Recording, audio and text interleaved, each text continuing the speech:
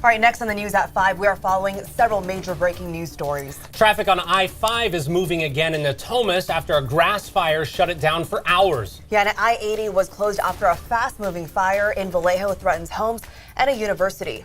The fast-moving Kincaid Fire has destroyed dozens of homes in Sonoma County and a popular winery.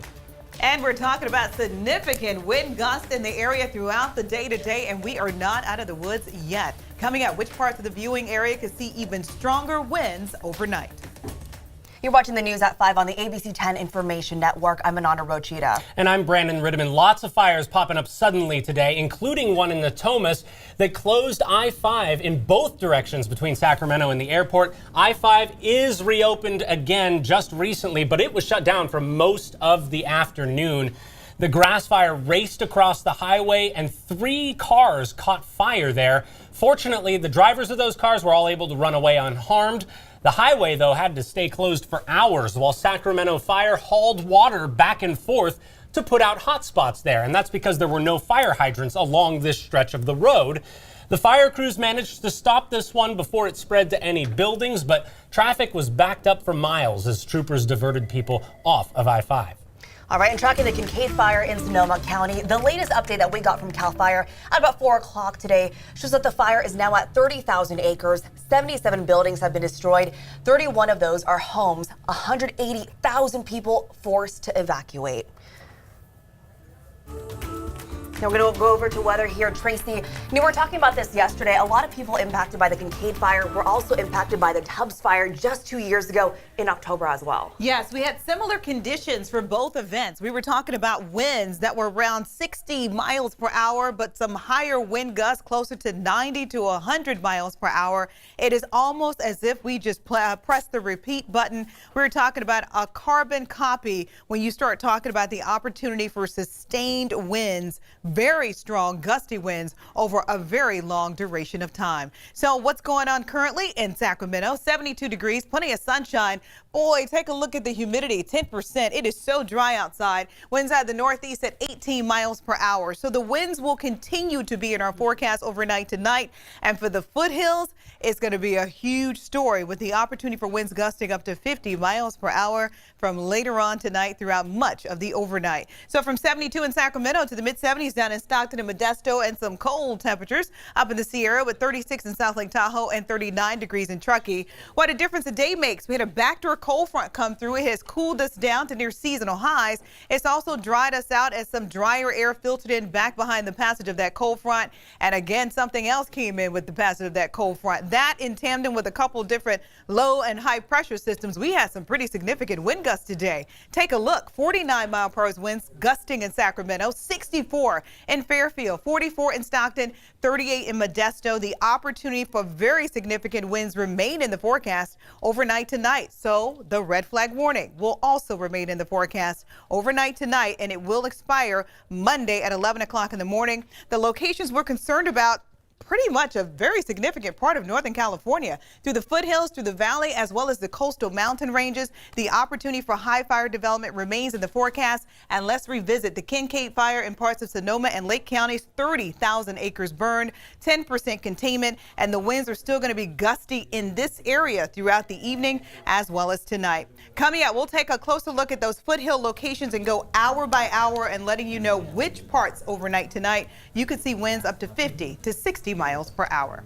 All right, Tracy, lots to keep an eye on, and we appreciate you keeping us updated as the wind is going to be shifting up into those foothills. We'll learn more in just a little bit. And now we're seeing Lena Howland out there. She's been covering the Kincade Fire. Lena, what can you tell us from what you're seeing right now? Well, guys, we are in the Windsor community right now where we have kind of been in the thick of things for the past hour. My photographer, Victor, just hiked in and he saw 1, 2, possibly 3 homes on fire just up this hill over here. I remember when we first parked our car, we saw massive flames going up, reaching above those trees that we are pointed at right here. You can see firefighters still hiking up there. They have hoses running up to these homes. He did capture some incredible images just moments ago of those homes on fire. Just some incredibly tragic things that we are seeing out here right now. We're going to bring those to you a little bit later on in our show. As far as what I am seeing right behind us here, these trees over here, they caught fire earlier right up against these power lines. We're still seeing some flames back here right now. We're seeing a lot of thick smoke out here. We have had our masks on the entire time we've been out here, and I'm just taking it off for our live shot. Other than that, we've had to keep our masks on. We're still seeing very thick black smoke coming from those houses I was referencing up on the hill where Victor saw a couple of homes engulfed in flames. We also posted some really incredible flame video on my Facebook page at Lena Howland, just to give you a reference of where we are at right now. We are at Brooks Road and Mount Wesky Drive in the community of Windsor. So I'm going to toss it back over to you guys for any questions that you might have about what we're seeing on the ground right here. Yeah, and Windsor, for those not familiar, just a little bit north of Santa Rosa. So they are worried, obviously, about the homes there. But the good news is, and I see it in the video right there, there are lots and lots of fire engines that have been able to respond because this fire's been burning a while.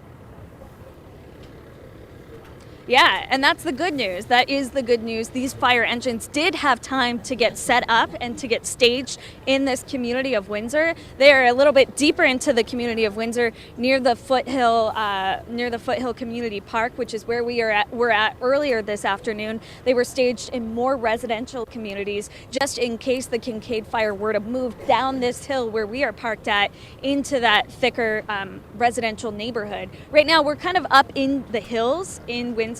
So we're not necessarily in a residential zone. These homes are pretty well spread out.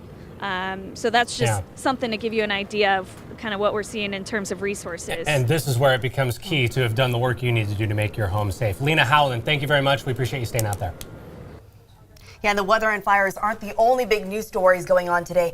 There are still more than 2 million people without power. Just take a look at this map. This is PG&E's outage map. All those dots right there, I don't know if you see any of that purple, but you're supposed to see purple. That's where the power is out because of extreme fire danger. Customers across 38 counties are without power right now. That means this PG&E's biggest preventative power shutoff. This is PG&E's biggest preventative shutoff ever, even bigger than the massive shutoffs 2 weeks ago. Now, keep in mind, a customer doesn't just represent one person. Cal OES says there's an average of 3 people per customer, which means millions of Californians are without power right now.